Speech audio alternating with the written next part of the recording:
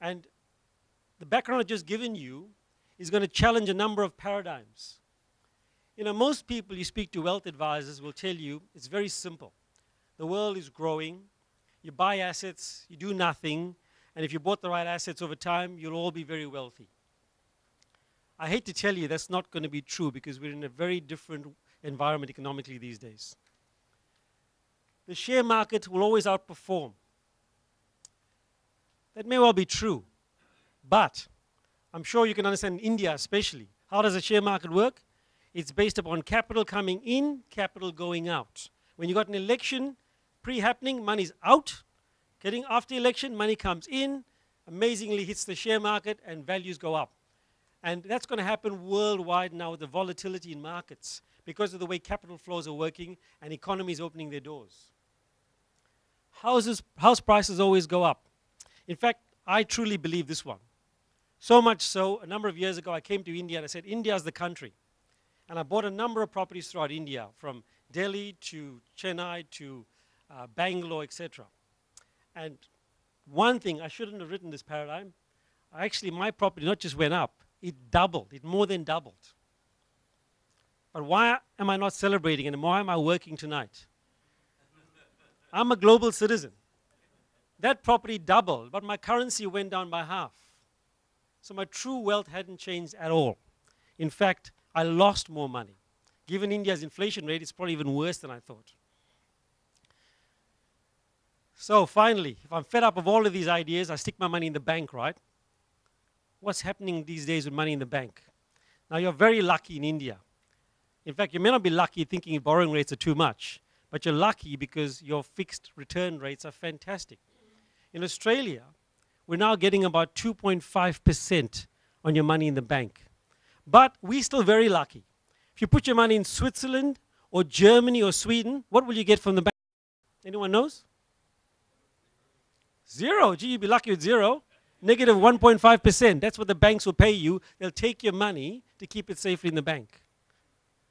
So, where do we hide? Property, you know, not like it used to be. Share market is volatile. And we're still, you know, put your money in the bank, we lose. Hope you're all not depressed enough because that's not the bad news.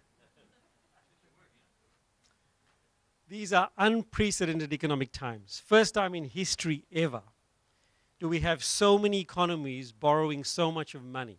In the past, you'd have one economy borrowing money or printing money.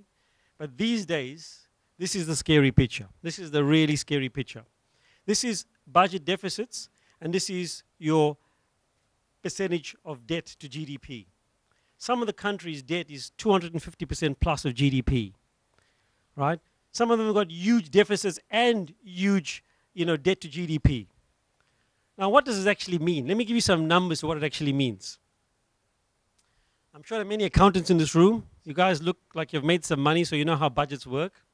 So if we just take it on a global scale or an economic scale, this is US tax revenue, about $2.1 trillion. Fantastic tax revenue. Federal budget spending is $3.8 trillion. The new debt that they need every year is $1.6 trillion. Now this chart, when the national debt was $14+ trillion, was done about 2 years ago. Does anyone know what it is today? It's approaching $20 trillion. If I actually showed you what it looks like in a picture, it wouldn't fit on this entire screen. So, you can do a few things, very simple. You can raise taxes. That's a great thing, politics. Everyone votes for you when you raise taxes, right? So that's a bit hard to do. You can lower spending, but when the economy needs to be able to spend money to generate economic activity, it's a bit of a problem to lower spending. That's why government spends so much of money. What do you do? But let me just give you some of the facts and my predictions. And this is the scary bit. This is the really scary bit. All economic bullets have been fired in this world. Governments have fired their fiscal policies by spending more they can spend compared to revenue. Reserve banks have just expanded the balance sheets and printed money literally. There is that much of money out there now chasing very little yield. And everyone's struggling to find returns around the world. But that's not the biggest problem. The biggest problem is this point here, changing of the guard. Does anyone know what I'm talking about, changing of the guard? Does anyone just give me an idea what they think I'm talking about? No one wants to guess? When I mention the word China and the USA, what do I mean by changing of the guard?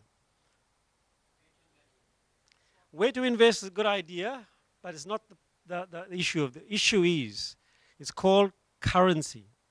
I'm lucky to travel around the world. In fact, just a couple of weeks ago, I was in South Africa. And while I was in South Africa, the government announced, South African government announced, that they will be doing a swap of currency with China. $57 billion, taking Chinese yuan and giving them South African rands worth $57 billion. The last time Saddam Hussein decided to desert the US currency and said to the US, I'm not using your currency to settle oil transactions, what happened? They were invaded by US. Am I making the point clear? Modi, very, very intelligent man, is now spending time in China, shaking hands, signing 22 billion worth of MOUs. What's going to happen next? Imagine when the Chinese say to everyone else, desert the US dollar and let's use yuan because we are the most productive country around. What do you think is going to happen in this world? The banker that's printing all the money to save itself and pay all its debt around the world is in trouble. In fact, most of you know the Chinese have been lending the US money until the Chinese became smart and they realized all the money they were lending and they were producing all these goods, giving the physical goods to the US, they were in fact receiving toilet paper in return. And so now they've decided to desert the US bonds. In fact, the last bond subscription was only 30% subscribed by the US, by China. So, I put to you, and it's a scary world, if the US dollar is deserted and the US can't pay their huge amount of debts to the world, why do you think there's all these issues happening in the Middle East? There's all these issues happening with the islands around Philippines, etc. Someone's itching for a war, a serious war. So, which country may still be standing? And that's where you've got to think of where to put your wealth in future. While you're doing well in India, and India is producing such fantastic returns, and things are going so well in India, you need to think of your children's future and your future in terms of diversity. Where do you put your money? Just so happens I have Australia, beautiful beaches, fresh air, lots of space, but not enough people. You know, 22 million people for a country that's, what, 7, 8, 9 times bigger than India? Quite amazing. So let's look at Australia, because I think we need to understand why Australia. Firstly, Australia is friends to a lot of countries. They're friends to China, Europe, US, and they've been very clever at dealing with different relationships at different times. So much so, look at some of the stats and look at the details. This was done by the OECD in terms of international standing and looked at income, housing, standard of living, education, health, etc. Australia has been put at the top of the charts, #1 in all aspects aggregated, to offer the highest standard of living in the world. In terms of its economic position, for a country as small as Australia, it's the 12th largest economy in the world. It punches well above its weight. It's got the 8th largest stock exchange in the world. Global trading value, $627 billion. But which is Australia's largest trading partner at the moment? Anyone wants to guess? China. So China, very clever at looking for resources. And Australia's got very rich dirt. And they send the dirt to China and they produce something. But where do you think the Chinese are then investing? And I'll tell you a bit more about that in a moment. But what about Australia's track record? Now, I've put 3 major events that many of you may relate to. I know there's not enough grey hairs in this room, so some of you may not relate to it. But in Australia, 1987 was a very significant year. In fact, it was a year we had a world stock exchange crash. And they thought it was doomsday, the world was gone. US, I think, fell something like 35% in one day. And all countries around the world had a severe hit to the stock market. Australia was one of the very few countries that within a 3-month span fully recovered from the stock market crash. A small country like Australia. 1997, we had a similar thing called the Asian currency crisis, where the currencies crashed, and everyone thought our linkage to Asia will cause a huge problem in Australia. Again, unscathed. But most of you will relate to the 2007 global financial crisis, which is still currently going. Australia was one of the few countries that had very little impact. Now, India did not experience it because you all had a very interesting economy. I think they say, 50% of the economy is in cash in India, so you wouldn't have experienced a fraction of this global financial market. I shouldn't say that with accountants in the room, but I think there's a few smiles in your faces here. So I'm going to ask you some questions with that background. And I think there's some prizes for some of the answers. Which country do you think is the biggest investor in Australia, and why? Any other guesses? You might be surprised to know the US is the biggest investor in Australia. Why would the US invest in Australia? In fact, let me give you a bit of insight as well, because we run a managed fund called the Sumo SIV Managed Fund. And it's a very unique managed fund in Australia, which attracts high net worth clients investing in our fund. $5 million is the minimum. My first client, a 42-year-old guy from the US, sold his hedge fund in the US for $450 million US dollars. He could have been anywhere in the world. He could have stayed in the US, retired like a king. He moved his entire money to Australia and a bit to New Zealand. And obviously, he found our fund to be the best fund, so I became very good friends with him. And I asked him, why would you take all that money and bring it to Australia? And he said to me, you obviously don't understand what's happening in the US. I said, no, I don't. I only read the media. He said, obviously, you don't understand. And it's very interesting when you hear the truth of people that are in the know where they're moving their monies to. Because one, the US has changed its tax system now on a global scale.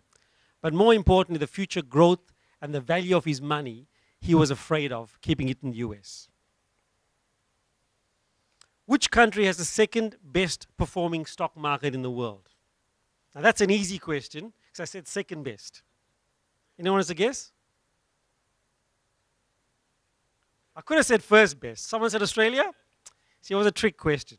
Australia is actually the number one best performing stock market for the last 100 years.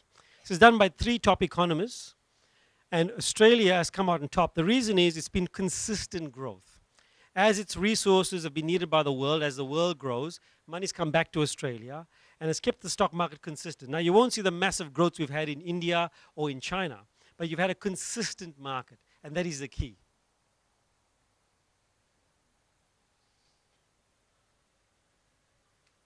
So, now that you have some of the background, where do we start building wealth in this new economic world? Does anyone want to think about and guess where we should be building wealth? Give that man a prize. Australia. Now, Australia is a big place. So you have to ask, where do we start to build wealth in Australia?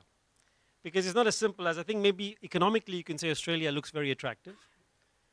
But I put to you that all the monetary printing in this world, all the monetary expansion, where do you think it ends up? There's only 5 asset classes anywhere in the world, regardless of color or race or language.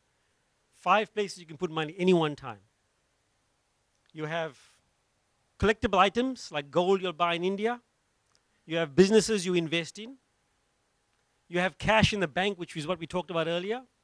You have the share market, and you have property market.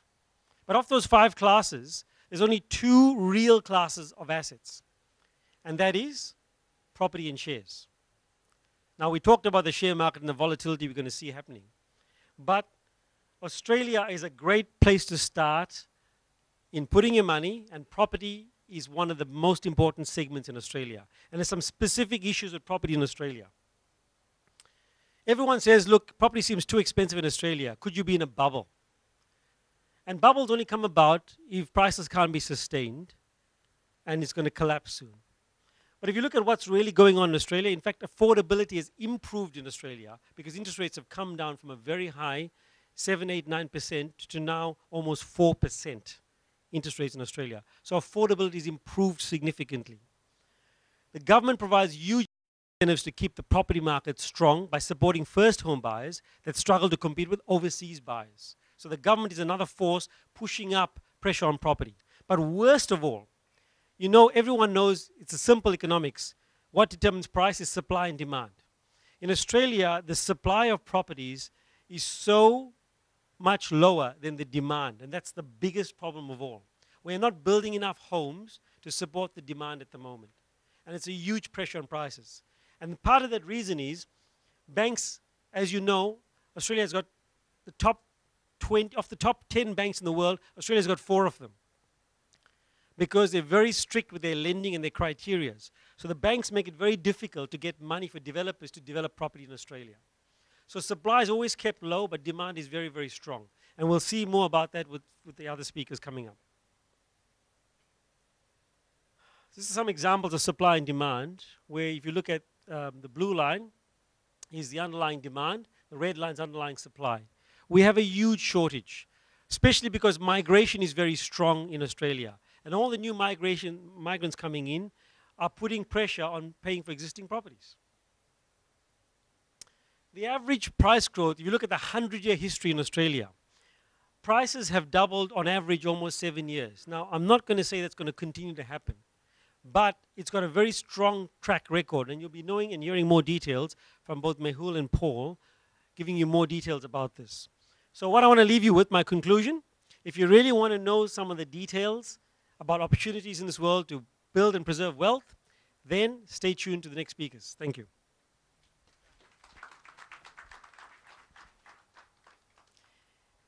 Thank you. Sorry.